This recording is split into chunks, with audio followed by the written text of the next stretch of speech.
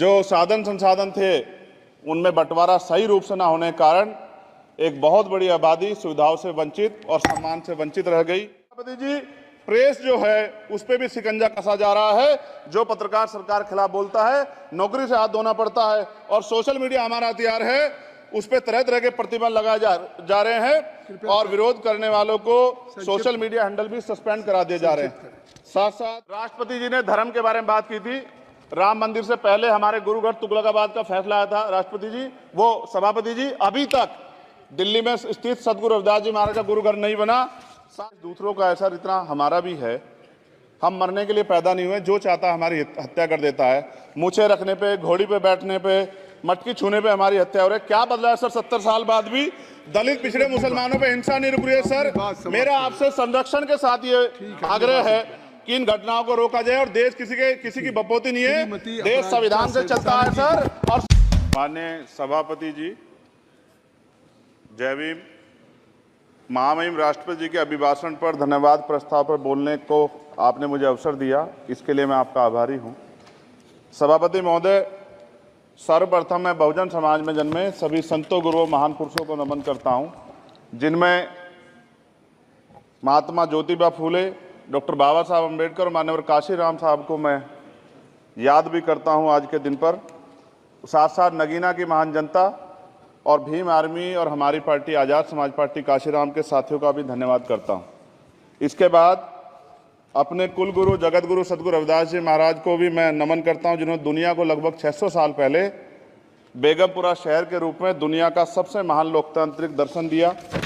अध्यक्ष महोदय, माननीय सभापति जी, 14 अगस्त 1947 को ये देश अंग्रेजों के अधीन था। 15 अगस्त 1947 को हम लोग आज़ाद हुए। 16 अगस्त 1947 को देश आज़ादी में था, लेकिन धन धरती राजपाट में बंटवारा नहीं हुआ। जो साधन संसाधन थे उनमें बंटवारा सही रूप से न होने के कारण एक बहुत बड़ी आबादी सुविधाओं से वंचित और सम्मान से वंचित रह गई। उनको सम्मान देने के लिए और अंतिम व्यक्ति तक सुविधाएं पहुंचे, इसके लिए लोकतंत्र की व्यवस्था हुई।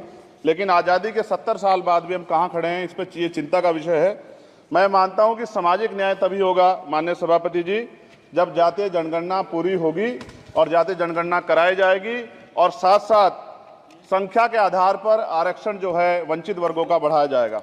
उसके साथ साथ जब राष्ट्रपति जी अभिभाषण पर बात रख रही थी तो उन्होंने शहरी और ग्रामीण क्षेत्रों के विकास की बात कही, और ये भी कहा कि दुनिया में सबसे उत्तम शहर हमारे यहाँ बने। लेकिन माननीय सभापति जी, 70% आबादी तो गाँव में निवास करती है, तो गाँव की आबादी के बारे में भी सोचना होगा कि उनका जीवन कैसे बदले। माननीय सभापति जी, उच्च शैक्षणिक संस्थानों में बहुजन समाज के जो छात्र हैं उनके साथ कास्ट एट्रोसिटी हो रही है, निरंतर उनकी हत्या हो रही है। साथ साथ जो सरकारी कर्मचारी हैं दफ्तरों में, उनके साथ भी जो SC ST OBC और मुस्लिम और अन्य धार्मिक अल्पसंख्यक हैं, उनके साथ भी माननीय सभापति जी जातिगत और धार्मिक जो है शोषण किया जा रहा है। इसलिए मेरी मांग भी है कि पुरानी पेंशन को भी अध्यक्ष जी बहाल किया जाए। जो कर्मचारी देश की सेवा में लगे हैं उनका भी सम्मान होना चाहिए। साथ साथ सभापति जी, भाजपा ने चुनावी लाभ के लिए सबका साथ सबका विकास के नारे दिए, जो खोखले हैं, क्योंकि 10 साल में दलित, पिछड़े, आदिवासी, मुस्लिम और अन्य धार्मिक अल्पसंख्यक जो अत्याचार हुए हैं वो किससे छिपे हुए नहीं हैं। ये गलत है, ये बंद होना चाहिए।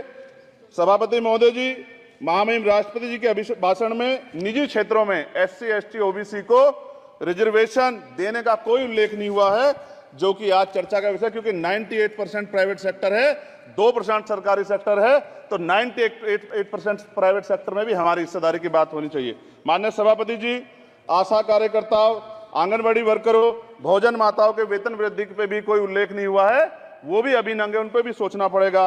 माननीय सभापति जी, जिस क्षेत्र से मैं चुन के आऊँ नगीना से, वो बहुत पिछड़ा क्षेत्र है। उस क्षेत्र में कोई विशेष आर्थिक पैकेज नहीं दिया गया, रोजगार की सेवाएं नहीं है, नौजवान पलायन करता है।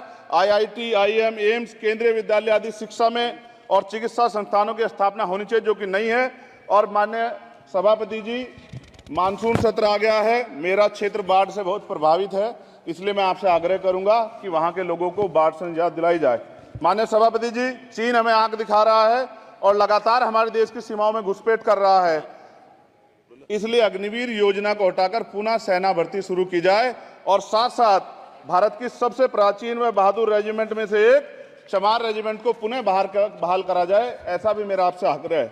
माननीय सभापति जी, पिछले सारे प्रधानमंत्रियों ने मिलकर जितना कर्ज लिया है उससे दुगना कर्ज हमारे वर्तमान के प्रधानमंत्री जी ने लिया है। किसान अगर अपना कर्ज माफ कराने के लिए जाता है तो लाठी झेलनी पड़ती है, जबकि सरकार ने धन्ना सेठों का 15 लाख करोड़ रुपया माफ किया है। इस ओर हमें ध्यान देना पड़ेगा, हमारी आने वाली पीढ़ियों को ये कर्ज चुकाना पड़ेगा। माननीय सभापति महोदय जी, किसानों को एमएसपी की लीगल गारंटी तथा किसानों का कर्ज माफ होना चाहिए। साथ साथ 2 अप्रैल 2018 को SC/ST के बच्चों पे बहुत बड़े पैमाने पे मुकदमे लगे थे, वो हमारी लड़ाई सही थी, ये सुप्रीम कोर्ट ने माना और बाद में सरकार ने माना, वो मुकदमे तुरंत वापस होने चाहिए। माननीय सभापति जी, प्रेस जो है उस पर भी शिकंजा कसा जा रहा है। जो पत्रकार सरकार के खिलाफ बोलता है नौकरी से हाथ धोना पड़ता है, और सोशल मीडिया हमारा हथियार है, उस पर तरह तरह के प्रतिबंध लगाए जा रहे हैं और विरोध करने वालों को सोशल मीडिया हैंडल भी सस्पेंड करा दिए जा रहे हैं। साथ साथ सभापति जी, पेपर लीक और परीक्षाओं के कैंसिल होने से देश के नौजवानों का भविष्य खतरे में है। नीट, यूपी सिपाही भर्ती सभापति जी और 29,000 शिक्षक भर्ती में आरक्षण घोटाला हुआ है, कोई पूछने वाला नहीं, खून के आंसू रो रहे हैं बच्चे, बेरोजगारी का दंश युवा झेल रहे हैं।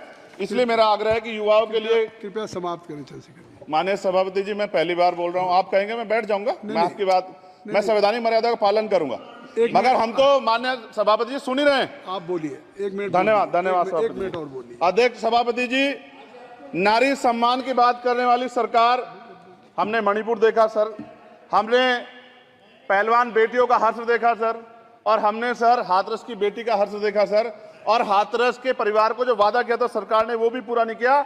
और महिलाओं में भी, स्पेशली दलित, पिछड़े और मुस्लिम वर्ग की, आदिवासी वर्ग की महिलाओं के साथ आज भी एनसीआरबी का डाटा कहता है सर जो जुल्म हो रहा है वो सहनीय नहीं है सर। साथ साथ कोविड में तैरती, हमने कोविड में बहुत सुना सर, कोविड में तैरती लाशें भी गंगा में हमने देखी है सर, और मजदूरों का हाल भी हमने देखा है। सभापति जी, मैं समाप्त कर रहा हूं। नोटबंदी पे छोटे मजले उद्योग की जो कमर टूटी वो भी हमने देखी है।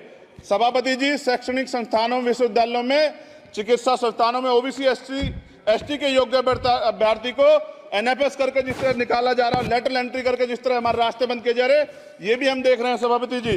साथ साथ मेरा ये कहना है सर, ये सबका इशू है कि प्राइवेट कर्मचारी सर और सरकारी भी कई जगह पे 8 से ज्यादा घंटों से काम करते हैं, और उनको जो सर उचित वेतन भी नहीं मिलता, तो न्यूनतम वेतन 20,000 रुपए तय हो और 24 घंटे की ड्यूटी। उदाहरण के तौर पर यूपी पुलिस सर बहुत पूरा काम करते हैं वो लोग, वो राज्य के विषय हैं। आप सर मैं आपके राज्य सरकार के लिए भी आपके संज्ञान में डाल रहा हूँ विषय सर, पुलिस सब जगह है सर, लेकिन सवाल ये है सर, बहुत पसीना बहाते हैं, 8 घंटे की ड्यूटी और वेतन विसंगति, बॉर्डर स्कीम से उनको जो बाहर किया जाए। माननीय सभापति जी, 1 मिनट चाहिए सभापति जी। राष्ट्रपति जी ने धर्म के बारे में बात की थी, राम मंदिर से पहले हमारे गुरुघर तुगलकाबाद का फैसला आया था राष्ट्रपति जी, वो सभापति जी अभी तक दिल्ली में स्थित सदगुरु रविदास जी महाराज का गुरुघर नहीं बना। साथ साथ सभापति जी, अपनी बात को खत्म करते हुए मैं आपसे कहना चाहता हूं कि जितना देश दूसरों का है सर, इतना हमारा भी है। हम मरने के लिए पैदा नहीं हुए, जो चाहता है हमारी हत्या कर देता है। मूछे रखने पे, घोड़ी पे बैठने पे, मटकी छूने पे हमारी हत्या हो रही है। क्या बदला है सर 70 साल बाद भी? दलित, पिछड़े, मुसलमानों पे हिंसा नहीं रुक रही है सर। मेरा आपसे संरक्षण के साथ ये आग्रह है कि इन घटनाओं को रोका जाए, और देश किसी की बपोती नहीं है, देश संविधान से चलता है सर, और संविधान से चलेगा, संविधान छेड़खानी बर्दाश्त नहीं की जाएगी सर। धन्यवाद।